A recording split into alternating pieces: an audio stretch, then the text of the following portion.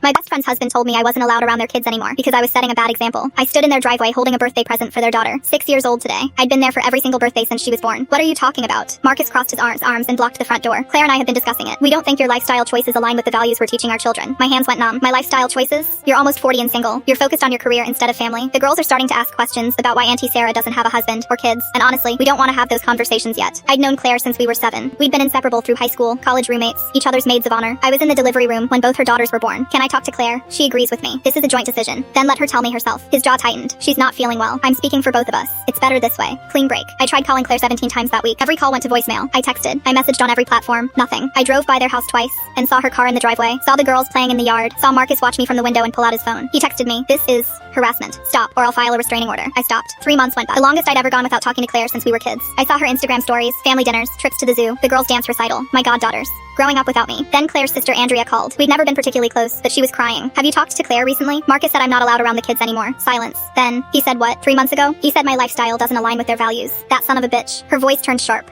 Sarah, Claire's been asking about you constantly. She thinks you abandoned her. My stomach dropped. What? Marcus told her you got a new job in another state and didn't bother saying goodbye. That you'd moved on from the friendship because you didn't want to be around boring suburban moms anymore. I couldn't breathe. Andrea continued. She's been devastated. She cried for weeks. I asked her why she didn't just call you, and she said you blocked her number. I never blocked her. I know that now. Marcus has been intercepting everything. He got into her phone and blocked you on her behalf. Deleted your messages before she saw them. Told her you didn't come to Emma's birthday because you couldn't be bothered. The present was still in my closet, wrapped with the stupid expensive ribbon Emma loved. Why would he do this? Andrea's voice got quiet because Claire was starting to ask questions about their finances. You're a forensic accountant, Sarah. She mentioned maybe asking you to look at something that didn't add up. The next day, suddenly you're a bad influence who abandoned her. I pulled up my banking records, found the college fund I'd been contributing to for both girls since they were born. $200 a month for 6 years. Almost $15,000 per child. I called the fund administrator. The accounts had been closed 4 months ago. All funds withdrawn by the account co-holder, Marcus. I met Andrea at a coffee shop the next morning. She brought Claire. Claire's face when she saw me crumpled. You're here. You're actually here. I never left. Marcus said. Marcus lied. I pulled out my phone. Showed her every unanswered text, every blocked call, every message I'd sent that never delivered. Showed her the college fund statements. Her hands started shaking. Where's the money? You should ask your husband. The divorce took 8 months. Claire's lawyer subpoenaed Marcus's financial records and found $47,000 missing from various accounts. The college funds. Claire's inheritance from her grandmother. Money from their joint savings that was supposed to go toward a new roof. He'd been gambling. Online, poker, sports betting. He'd been losing for years and taking money from anywhere he could find it to cover the losses. Claire had started noticing discrepancies around the time he cut me out. I was the only person in her life who could actually trace where money went. So, he made me disappear. The judge awarded Claire full custody. Marcus got supervised visitation every other weekend, and a repayment plan that'll take him 20 years to complete. Last week, Emma turned 7. I was there for the party, same as always. She showed me her new bike and asked if I could teach her to ride it. Claire pulled me aside while Marcus picked up the girls for his supervised visit. She watched him load their overnight bags into his car like he was a stranger, doing her a favor. I'm so sorry I believed him. I squeezed her hand. He made sure you would. Marcus backed out of the driveway and didn't look at either of us. Claire said, I rebuilt the college funds. Every penny. I told her I never stopped contributing. I believe when isolation hides financial abuse, expose the manipulator and rebuild with true friends.